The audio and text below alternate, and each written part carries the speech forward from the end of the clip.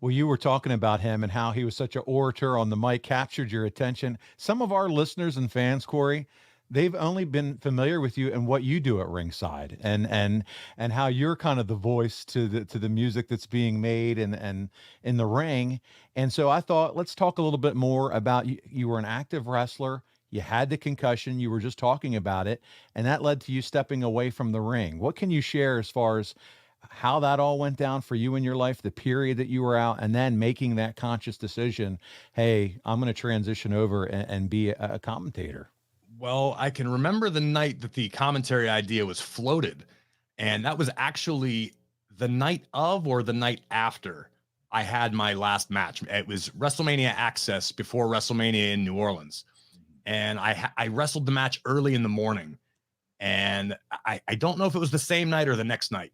I was at a little bar in New Orleans with Michael Cole, and just kind of, I was just sort of venting. To me, I went, okay, I've had concussions before. I'll heal. This is annoying, but whatever. And it was in that conversation that I mentioned to Cole that I had spent a tiny bit of time as a sports broadcaster here in Pittsburgh. Oh. Remember the fan, 93.7 The Fan, that still exists. I was lucky enough to have the overnight 2 to 6 a.m. on weekend shift. Oh. Which ultimately now I'm grateful for. At the time, Between that 911, I mean, exactly. Yeah, who knows? See, all these were steps in the right direction. I had no idea at the time. Maybe this was all fate after all. But again, like I mentioned back to what Dusty meant to me, when I got shut down, when I officially was told you can't wrestle anymore, it was the most heartbreaking thing I'd ever experienced. But I think that fight or flight instinct kicked in because I went, oh my God, I'm at WWE right now.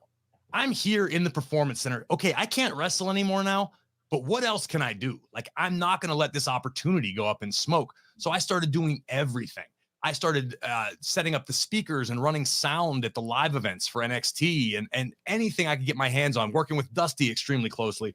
And then Cole revisited the conversation we had in New Orleans and said, hey, I want you to try commentary. I said, all right, great. I'll give it a shot. And I would go on to spend countless hours, again, in the Performance Center, state of the art at the time. There was actually a commentary booth. And I would get in there with Rich Brennan at the time, who was the voice of NXT. And we would call dozens and dozens and dozens of matches over and over and over again until I did not want to see that match ever again for the rest of my life. But it was reps. It was repetition.